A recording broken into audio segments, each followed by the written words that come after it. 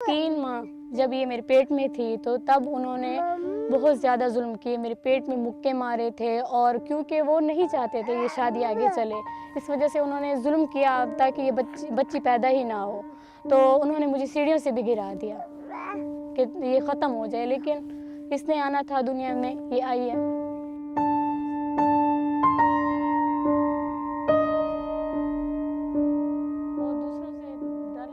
پاکستان میں گھریلو تشدد کے واقعات کی شرح 32% ہے اور ان کیسز میں سزائیں نہ ہونے کے برابر ہیں۔ میں نے اس بارے میں مزید جاننے کی کوشش کی کہ ایسے واقعات میں تشدد کا نشانہ بننے والی خواتین کے ساتھ پولیس کیا سلوک کرتی ہے۔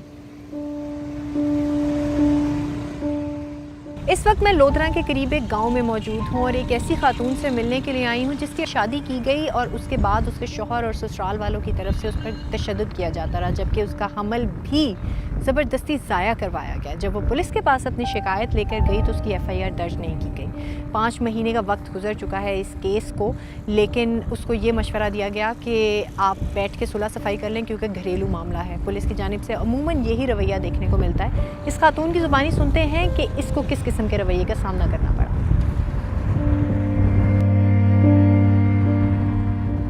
میری شادی 2018 میں ہوئی تھی اور وہاں پہ شادی کے فوراً بعد ہی لڑائی جھگڑا اور مارنا پیٹنا شروع کر دیا تھا ان لوگوں نے۔ کزن ہیں ہمارے اور وہ یہاں سے ہمیں صرف لے کر گئے تھے تاکہ ہم ان کے گھر کے کام کاج کر سکیں۔ جب یہ میری بچی 1 سال کی ہوئی پھر میں پریگننٹ ہوئی، تب انہوں نے مجھے زبردستی پلس دی اور پھر میرا ابورشن ہو گیا، پلس انہوں نے کھلا دی زبردستی۔ تب بھی میں نے بہت منع کیا، انہوں نے پھر بھی ایسے کیا۔ پھر اس کے کچھ تقریباً 3 سے 4 ماہ بعد پھر میں دوبارہ پریگننٹ ہوئی، تب انہوں نے کوئی علاج نہیں، کچھ بھی نہیں، حتیٰ کہ انہوں نے کھانے پینے کی چیزوں پر بھی پابندی لگا دی، کیونکہ یہ کہتے تھے لوگوں کو بھی کچھ نہ بتاؤ، اپنے ماں باپ کو بھی کچھ نہ بتاؤ۔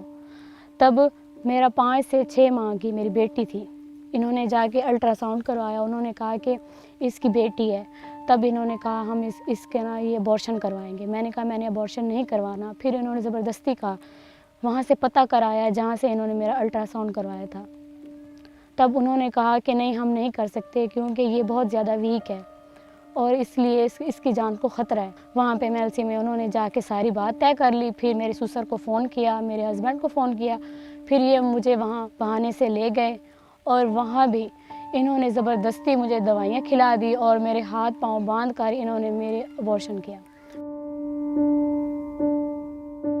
کیا آپ کو بالکل علم نہیں تھا کہ یہ آپ کے ساتھ کیا کرنے جا رہے ہیں؟ اور جب آپ کی 6 ماہ کی جس طرح سے آپ بتا رہی ہیں بچی آپ کی تھی جن کو ابورٹ کروایا گیا، اس کو انہوں نے دفنایا، کسی کو علم نہیں ہوا، آپ نے کسی سے بات نہیں کر پائیں، آپ روک نہیں پائیں انہیں؟ کیا کیسے روکتی؟ پہلے تو انہوں نے مجھے باندھ دیا، ابورشن کے بعد جو ناقص صفائی کی وجہ سے مجھے بلیڈنگ وغیرہ کا مسئلہ، پانی وغیرہ ہو گیا اور کٹ وغیرہ وہ ابھی تک صحیح طریقے سے نہیں بھر پائے، جس کی وجہ سے مجھے بہت زیادہ تکلیف ہوتی ہے اب تک بھی۔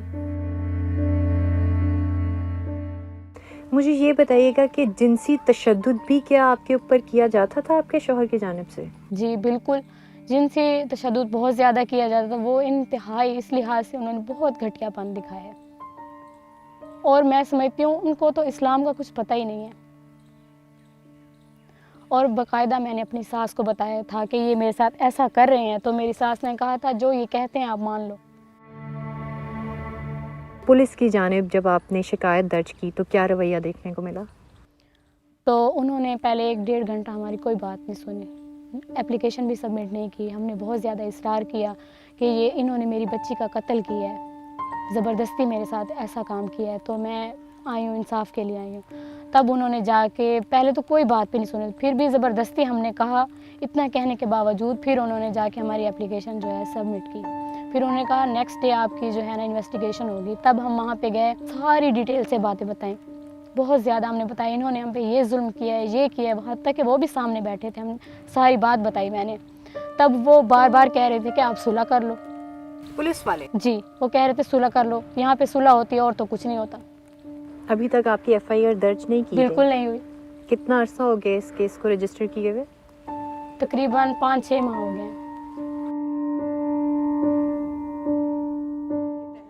اس خاتون کی کہانی سننے کے بعد جو ایک سوال میرے ذہن میں آیا وہ یہ تھا کہ کیا قانون میں کوئی کمی ہے یا اس پر عمل درآمد کروانے والوں میں۔ آمنہ قادر اس خاتون کی وکیل ہیں اور ان کے کیس کو مختلف پلیٹ فارمز پر بھی لڑ رہی ہیں۔ نارملی کتنے پرسنٹ کیسز ہیں پاکستان میں جو ڈومیسٹک وائلنس کے جن کے اندر کچھ ہو ہی نہیں پاتا یا ایف آئی آر ہی رجسٹر نہیں ہو پاتی ہے؟ تو آپ اس چیز کا دیکھ لیں کہ پاکستان میں 26 to 27% ریٹ ہے of domestic violence in homes, تو یہ ایک بہت بڑا فگر ہے۔ اب اس میں سے جو عورتیں کوشش کرتی ہیں ایف آئی آر درج کرانے کے لیے اور جو کوشش کرتی ہیں کہ وہ اس کو لڑیں، ان کو ہر سٹیپ پہ ریزسٹنس فیس ہوتی ہے۔ تو آپ سمجھ لیں کہ بہت small number of F I Rs register ہوتے ہیں ایکچوئل نمبر آف کیسز میں سے، اور پھر آگے جو پروسیکیوشن پہ چلتے ہیں وہ اس سے بھی کم ہوتے ہیں کیونکہ پولیس آپ کے فرسٹ سٹیپ پہ روک دیتی ہے۔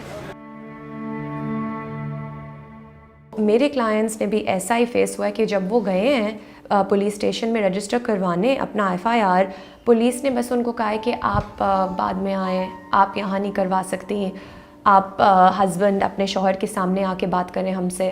اور یہ اسپیسیفک اوفینسز ہم نے سب ایپلیکیشن میں لکھے ہوتے ہیں، اور یہ پی پی سی کے تحت کاگنیسیبل اوفینسز ہیں، اٹیمپٹ ٹو مرڈر، بٹ پھر بھی اور پولیس انویسٹیگیشن نہیں کرتی۔ اور جو ہر ایف آئی آر کی بیسس ہے کہ اگر پولیس کے کو لگے کہ this matter requires even slight bit of further investigation, police کو ایف آئی آر درج کروانی ہوتی ہے لازمی۔ تو ہم اس معاملے میں سیشنز کورٹ پہ گئے، 22 سے 22B کی اپلیکیشن فائل کی کہ آپ ڈائریکشن دیں، ڈسٹرکٹ اینڈ سیشنز جج ڈائریکشن دیں پولیس کو کہ وہ ایف آئی آر درج کرائیں، اور ہمیں کورٹ سے یہ جواب ملا ہے کہ یہ تو فیملی میٹر ہے۔ تو یہ جواب تو آپ کو پولیس سے بھی ملا؟ جی، اور کورٹ نے بھی یہ ہمیں ریٹن آرڈر میں یہ جواب دیا ہے کہ یہ تو فیملی میٹر ہے۔ اب ہم انشاءاللہ ہائی کورٹ جائیں گے اور ہائی کورٹ کے سامنے وائلیشن آف فنڈامنٹل رائٹس کی 199 کی پٹیشن درج کریں گے۔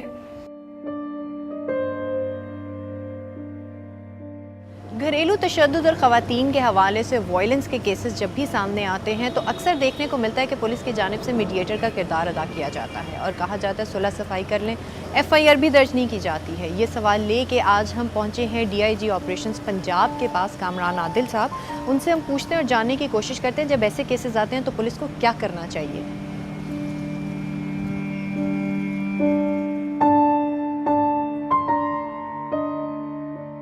ابھی کچھ دن پہلے کچھ سٹوریز آئیں اخباروں میں اور میڈیا آؤٹلیٹس میں کہ بہت زیادہ کرائم ہو رہا ہے اگینسٹ وومن، یہ لکھا گیا اور کہا گیا۔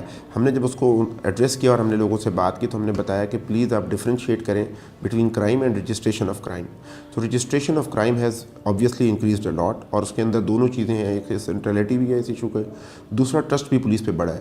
جو آپ بات کر رہی ہیں وہ بالکل ایشو موجود ہے، اس کو ہم تھرو ٹریننگ ہم اسے ایڈریس کرنے کی کوشش کریں، وہ ایٹیٹیوڈنل چینج کا ایشو ہے۔